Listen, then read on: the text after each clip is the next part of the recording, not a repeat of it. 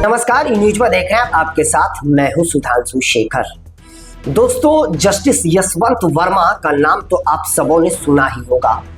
Justice Verma की मुश्किलें अब बढ़ने की पूरी संभावना है क्योंकि सरकार उनके खिलाफ महाभियोग लाने की तैयारी में है। अगर जस्टिस वर्मा स्वेच्छा से इस्तीफा नहीं देते हैं तो संसद से प्रस्ताव लाया जाएगा, महाभियोग लाकर उन्हें हटाया जाएगा। लेकिन जब उन्हें सरकार की ओर से हटाया जाएगा तो फिर उन्हें किसी भी प्रकार की सरकारी सुविधाएं नहीं मिलेगी, ना ही उन्हें पेंशन मिलेगा। तो उनकी भलाई इसी में है कि वो अपनी स्वेच्छा से इस्तीफा दे दे। आप सबको पता होगा कि उनके घर से 500 के जले हुए नोटों की गड्डी मिली थी। ये लिया बेटा।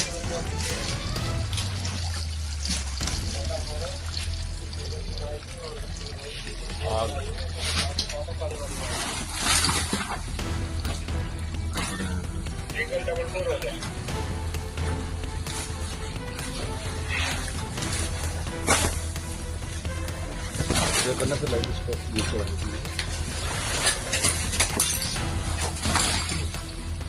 सब कर देखा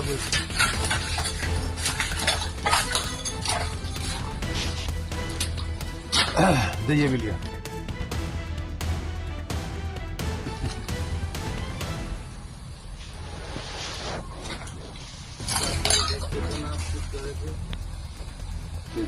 ये भी लिया बेटा।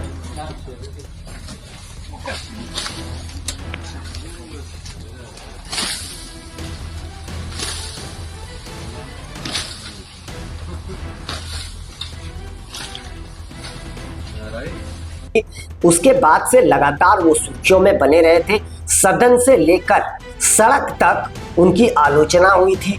उसके बाद उनके खिलाफ कार्रवाई करते हुए सुप्रीम कोर्ट ने उन्हें इलाहाबाद हाई कोर्ट भेज दिया। फिलहाल उन्हें कोई भी काम नहीं दिया जाता है, बस वो कोर्ट जाते हैं और चुपचाप बैठे रहते हैं, कोई काम उन्हें सौंपा नहीं जाता है। लेकिन ये जानकारी खुलकर सामने आई है कि सरकार अब उनके खिलाफ महाभियोग ला सकती है। और जब ये मामला हुआ था उसके बाद से तब के chief justice of India Sanjeev Khanna ने उन्हें इस्तीफा देने को कहा था, लेकिन उन्होंने इस्तीफा देने से इनकार कर दिया था। उसके बाद सीजेआई ने प्रधानमंत्री नरेंद्र मोदी और राष्ट्रपति को खत लिखा था और खत लिखकर उन्हें पद से हटाने की मांग करी थी। और उसके बाद उनसे कई बार कहा भी गया कि आप इस्तीफा दे दीजिए, मामला खराब होते जा रहा है, लेकिन उन्होंने इस्तीफा नहीं दिया। तो सरकार अब मानसून सत्र में उनके खिलाफ महाभियोग लाने की तैयारी में है। और अगर सरकार महाभियोग लाती है तो उनके खिलाफ और भी कार्रवाई हो सकती है, इसमें भी कहीं कोई दोषक नहीं है। और जिस जस्टिस यशवंत वर्मा के बारे में मैं बता रहा हूँ, उनका नाम कई बार सुर्खियों में रहा है। पहले तो इसी साल मार्च के महीने में उनके घर में आग की खबर आई थी, स्टोर रूम में आग लगी थी। उसके बाद फायर ब्रिगेड की टीम पहुंची थी, दिल्ली पुलिस कमिश्नर पहुंचे थे, सभी लोग पहुंचे थे। जब आग बुझाया जा रहा था उसी दौरान उनके घर से बोरे में 500 रुपए के नोट जले हुए बरामद करे गए थे। कई गड्डियां पाई गई थी। उसके बाद ये भी खबरें आई थी कि 15 करोड़ रुपया उनके घर से मिला था। और उसके बाद जो है, जब सफाई कर्मचारी साफ करने के लिए सड़क पर पहुंचे थे तो सड़क पे जो सफाई कर्मी साफ कर रहे थे उन्हें भी पत्ता के नीचे कई गड्डियां जले हुए 500 के मिले थे। तो आप समझ लीजिए उनके घरों में कितना नोट होगा कि वो नोट में आग लग गई, कई तो उस आग में जल भी गया होगा। उसके बाद इस मामले में तुरंत ही सुप्रीम कोर्ट ने संज्ञान लिया और संज्ञान लेने के बाद सुप्रीम कोर्ट ने एक कमेटी बनाई और कमेटी बनाकर जांच के आदेश दिए। उस कमेटी में पंजाब के कोर्ट के जस्टिस, इसके बाद हरियाणा कोर्ट के जस्टिस, हिमाचल कोर्ट के जस्टिस, कई हाई कोर्ट के जस्टिस उसमें थे जांच में। और जांच टीम ने लगभग 50 से अधिक लोगों से पूछताछ करी, जिसमें फायर ब्रिगेड के अधिकारी भी शामिल थे, दिल्ली के पुलिस कमिश्नर शामिल थे। उनका घर जो है दिल्ली के लुटियंस इलाके में, जो बेहद ही वीवीआईपी इलाका कहलाता है दिल्ली का, उसी इलाके में उनका घर है और वहीं पर आग लगी थी। बाद में पता चला कि स्टोर रूम उन्हीं के कब्जे में था और ये भी जानकारी मिली थी कि आग लगने के बाद उन्होंने अपने घर से जो है उस स्टोर रूम से कुछ पैसे निकाले भी, और बाद में खबरें ये सामने आई थी कि 15 करोड़ रुपया और भी उनके घर से बरामद किया गया, लेकिन मामले को शायद दिया गया। मैं इस खबर की पुष्टि नहीं करता हूं, लेकिन जानकारी मिली थी 15 करोड़ रुपया भी उनके घर से मिला था।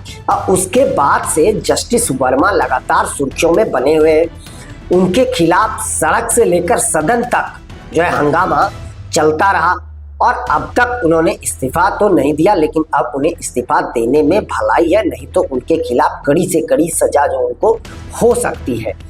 अगर वो चाहें तो सदन में जाकर सांसदों के बीच मौखिक रूप से भी अपना इस्तीफा दे सकते हैं, वह स्वीकार कर लिया जाएगा, लिखित देने की कोई ज़रूरत नहीं है। दूसरा नियम ये भी है कि वह राष्ट्रपति को खत लिखकर एक समय दे सकते हैं कि मैं इस समय जो है इस्तीफा दे दूंगा, और उस समय के अंदर, निर्धारित समय के अंदर वो अपना इस्तीफा भी वापस ले सकते हैं, यह नियम है। लेकिन जस्टिस वर्मा है कि वो इस्तीफा देने को तैयार है ही नहीं, लेकिन अब तो उन्हें इस्तीफा देना ही पड़ेगा। और जस्टिस वर्मा का ये कोई पहला मामला नहीं है, इससे पहले भी साल 2018 में एक बार वो सुर्खियों में आए थे। एक लगभग 98 करोड़ रुपए के घोटाले के मामले में भी उनका नाम सामने आया था। ये बात बहुत कम लोगों को पता है, लेकिन मैं आपको बता रहा हूं कि एक शुगर मिल में किसानों को देने के लिए लगभग 98 करोड़ रुपया जो है रिलीज करा गया था, और उस पैसे का हेरा फेरी हो गई थी। उस समय जस्टिस वर्मा जो थे उस कंपनी के कोई बड़े अधिकारी पर कार्यरत थे। उसके बाद सीबीआई ने मामला दर्ज करा था, केस चला, फिर पिछले साल 2024 में केस खोलने का आदेश दिया गया सीबीआई को एक अदालत ने। उसके बाद फिर जब जांच दोबारा शुरू हुई तो सुप्रीम कोर्ट ने इस केस को बंद करने का आदेश दे दिया, जिसके बाद सीबीआई ने केस को बंद कर दिया। 98 करोड़ रुपए का वह मामला था जिसमें जो है जस्टिस यशवंत वर्मा का नाम सामने आया था, तब भी वो बच गए, लेकिन इस बार उन्हें बचने की कोई संभावना नहीं है। उन्हें या तो इस्तीफा देना पड़ेगा या तो उनके खिलाफ कड़ी कार्रवाई होगी। और राष्ट्रपति अगर चाहें तो उनके खिलाफ जो है और भी कड़ा एक्शन ले सकती है, वो जेल भी जा सकते हैं, इसमें भी कोई दो शक नहीं है। अगर महाभियोग ला लिया गया तो जस्टिस वर्मा को जेल की हवा भी खानी पड़ेगी, इसमें भी दो शक नहीं है। आप सबको याद होगा कि जस्टिस वर्मा के घर में जब आग लगी थी तो वो जले हुए नोटों के गड्ढी का वीडियो जो है सोशल मीडिया पर बहुत ही ज्यादा वायरल हुआ था। इवन कि हाई कोर्ट तक ने, दिल्ली के सुप्रीम कोर्ट तक ने इस वीडियो को जो है वह रिलीज करा था। तो आप समझ लीजिए कि उनके खिलाफ कितनी नाराजगी थी कोर्ट को भी।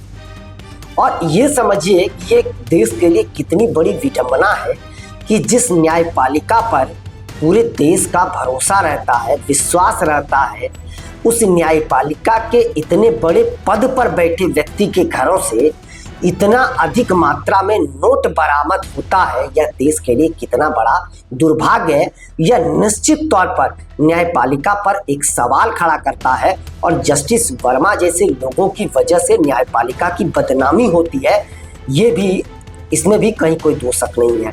अब ये भी देखना दिलचस्प होगा कि जस्टिस वर्मा की तरह कितने लोग इस देश में उस कुर्सी पर बैठे हैं जो लोगों को न्याय देते हैं, और अगर ऐसे लोग देश के कई जगहों पर भी बैठे होंगे तो भविष्य क्या होगा न्यायपालिका का और इस देश का, इस बात को जरा गौर कीजिएगा।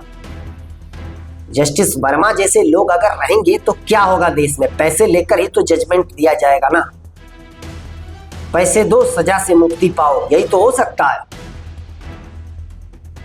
उनके घरों से इतने अधिक मात्रा में नोट बरामद होना ये बड़ी बात है। हालांकि मामला तब तक तो दबा रहा क्योंकि वो दिल्ली हाई कोर्ट के जस्टिस थे, तो निश्चित तौर पर उनके खिलाफ, उनके रुतबा के खिलाफ कार्रवाई करने में पुलिस को भी हिचक जरूर आ रही होगी। और वैसे भी उन लोगों पर जो है तुरंत हथकड़ी लगाया नहीं जा सकता, वकीलों को हथकड़ी नहीं लगाया जा सकता, ये तो सबको पता है। कि उनको हथकड़ी लगाने के लिए राष्ट्रपति का आदेश लेना पड़ता है। तो अब राष्ट्रपति जब आदेश दे देगी और सदन से उनके खिलाफ महाभियोग लाया जाएगा तब तो उन्हें सजा मिली जाएगी। लेकिन अब देखते जाइए आखिरकार जस्टिस वर्मा का फैसला क्या होता है। लेकिन जो जानकारी हमें मिल पा रही है उसके अनुसार जस्टिस वर्मा जो है वो सदन में जाकर के सांसदों के सामने इस्तीफा सौंपने की तैयारी में, ये जानकारी हमें मिल सकती है। लेकिन जिनसे पूर्व सीजेआई ने जो है इस्तीफा देने को कहा था, तब अगर उन्होंने नहीं दिया तो अब इस खबर में कितनी सच्चाई है इस बात की पुष्टि तो हम नहीं करते, क्योंकि जब सीजेआई ने कहा और इतना बड़ा मुद्दा था, न्यायपालिका पर सवाल खड़े हो रहे थे, सीजेआई पर तो नहीं कह सकते, लेकिन दिल्ली हाईकोर्ट पर सवाल खड़ा हो रहे थे, चीफ जस्टिस पर सवाल खड़ा हो रहे थे, तो उस समय अगर उन्होंने इस्तीफा नहीं दिया तो अब का क्या कहना वह देंगे या नहीं देंगे। अगर नहीं देंगे तो उनकी मुश्किलें बढ़ेगी और वो बहुत ज़्यादा नुकसान उनको होने जा रहा है। बदनामी तो खैर उनकी हर तरफ हो ही गई, न्यायपालिका पर सवाल उन्होंने उठवा ही दिया, भरोसा तो टूटने ही लगा लोगों का जो कारनामे उनके रहे। तो भगवान ना करे कि ऐसा जस्टिस किसी भी कोर्ट को मिले और भगवान ना करे ऐसा जस्टिस किसी लोगों के सामने भी हो, ऐसा जस्टिस के सामने किसी की का मामला चला जाए। अगर चला जाए तो दुर्भाग्य होगा। फिलहाल देखते जाइए दोस्तों, आप लोग क्या सोचते हैं इस मामले को लेकर, कमेंट बॉक्स में जरूर बताइएगा। फिलहाल बस इतना ही, मुझे दीजिए इजाजत। हम अन्य खबरों के साथ आप सबों के बीच रूबरू होते रहेंगे। आप सबों से निवेदन है कि चैनल को आगे बढ़ाने के लिए लाइक शेयर सब्सक्राइब के साथ साथ कमेंट करना ना भूलें और आप लोग भी अपना बहुत ज़्यादा ख्याल रखें। तब तक के लिए मुझे दीजिए इजाजत। आप सभी का शुक्रिया।